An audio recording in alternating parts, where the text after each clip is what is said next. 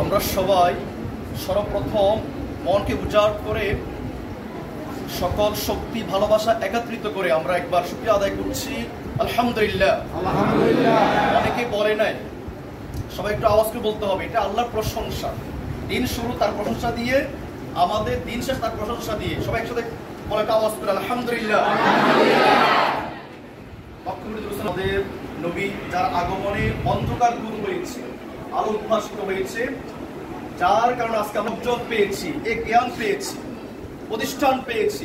আমরা সবাই এখান থেকে দুরূদ সালাম প্রেরণ করছি আমাদের নবীর উপরে সাল্লাল্লাহু আলাইহি ওয়াসাল্লাম।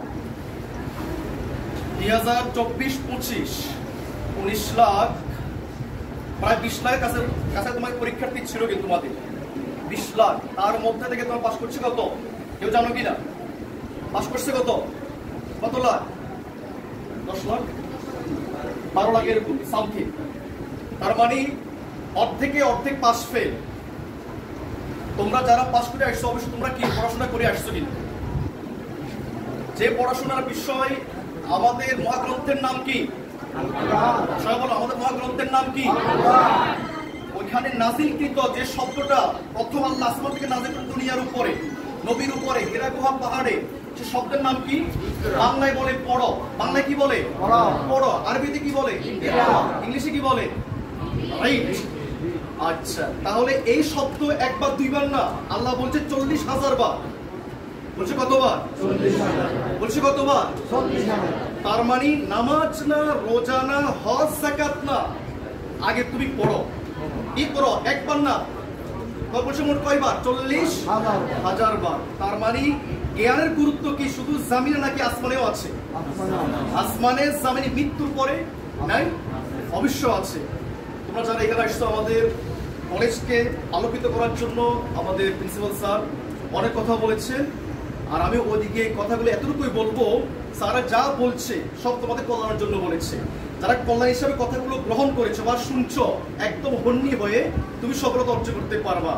আর যারা সফল হতে চাও, তারা অবশ্যই সূরা মুমিনুনের 18 নম্বর পারা একদম প্রথম পৃষ্ঠা 10টা আয়াত সবাই আজকে পালে বাসায় পড়ে ফেলবা। যারা সফল হতে চাও, সফল মানে শুধুমাত্র তোমার টাকা পয়সা, সৌন্দর্য, পোশাক, হ্যাঁ, অট্টালিকা, এটা সফলতা নয়। তোমার মূল সফলতা কোন যায়? তোমার মাথার ভিতরে, তোমার মনের ভিতরে। যার মন জাগ্রত, যার জ্ঞান ঝকঝক করে আলোকিত, সে তোমার সফল। তোমার সবাই পড়ে নিবে সূরা মুমিনের প্রথম 10টা আয়াত। আর বাবা হিসেবে যারা এখানে আসছে, গার্জিয়ান হিসেবে, ছেলে তোমাদের গার্জিয়ান যারা সামনে আসছে, আমি ওদেরকে বলবো সূরা লোকমানের 12 নম্বর আয়াত থেকে নিয়ে 18 নম্বর আয়াত পর্যন্ত বাবা হিসেবে লোকমান কিভাবে তার সন্তানের উপদেশ দিয়েছিলেন। 10টা উপদেশ। কয়টা উপদেশ? 10টা। পারলে আপনারা সবাই সূরা লোকমানের আয়াত সে উপদেশগুলো পড়ে নেবেন। আপনার ছেলে মেয়ে যেন কোথাও বিনা প্রয়োজনে সময় যেন পাস না করে। হায়াতটা খুব কম, আমাদের অনেক কাজ করতে হবে। আমাদের হায়াতটা অনেক কম, অলীলা, আমাদের অনেক কাজ, কিন্তু এই কাজগুলোকে আঞ্জাম সবাই দেওয়ার জন্য এগিয়ে আসো। তবে তারা তো অবশ্য পড়াশোনা লাগবে, পড়াশোনা ছাড়া কেউ তোমার সফলতা হতে পারে নাই। তাহলে পড়াশোনা করার জন্য এটা কি আমার নির্দেশ নাকি আল্লাহর নির্দেশ? কার নির্দেশ? এরপর বিসমিল্লাহির রাব্বিকাল্লাযী খলাক। তাহলে তোমরা এই শব্দের দিকে এগিয়ে আসো। আর আমাদের নবী মুহাম্মদ সাল্লাল্লাহু, তিনি বলেন, আমি তোমাদের জন্য ঘর, বাড়ি, সম্পদ, টাকা কিছু রাখি যাচ্ছি না, যাচ্ছি মাত্র 2টা জিনিস রেখে যাচ্ছি। তার মানে জ্ঞান। এই জ্ঞান যারা অর্জন করবে কোরআন হাদিসের আলোকে জীবন পরিচালনা করার জন্য, সফলতাময় জ্ঞান অর্জন যারা করবে, ওই ব্যক্তির সবচেয়ে বড় ধনী। আওয়াজ করে বলো, রাসূলের ভাষা অনুযায়ী সবচেয়ে বড় ধনী কে? গাড়ি বাড়িওয়ালা? কোন ব্যক্তি? যে ব্যক্তি জ্ঞানী। যে ব্যক্তি কি? তাদিল্লু মা তামাসসাকতুম বিহিমা। সে ব্যক্তি সফল যার ভিতরে কোরআনের জ্ঞান আছে, হাদিসের জ্ঞান আছে, সত্যের জ্ঞান আছে, ইসলামিক নলেজ আছে, তোমার সফল। কথা বোঝা আসছে কিনা? সবাই আমার সাথে দুটো দোয়া করবে। আমার কথা শেষ করছি এখানে। আল্লাহ রাসূল বলেছেন, যারা জ্ঞান বাড়াইতে চাও, তারা একটা দোয়া সবসময় পড়বা। সে দোয়া হলো, রাসূল পড়েছেন, রাসূলের স্বাস্থ্যের মাথার হাত থেকে বলেছিলেন, আল্লাহুম্মা ফাক্কিহু ফিদ্দীন। সবাই একটু আমার সাথে পড়ো, আল্লাহুম্মা ফাক্কিহু ফিদ্দীন। হে আল্লাহ, তুমি আমার শাস্ত্র আব্বাসকে সবচেয়ে বড় জ্ঞানী বানাও।